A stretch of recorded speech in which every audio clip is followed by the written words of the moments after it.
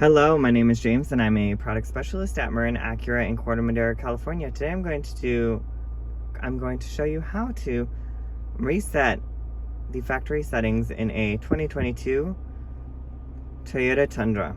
So we're going to go into settings. We're going to go into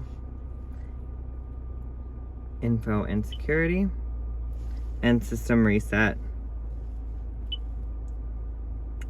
All users and personnel data will be removed and all settings will be reset to their original values.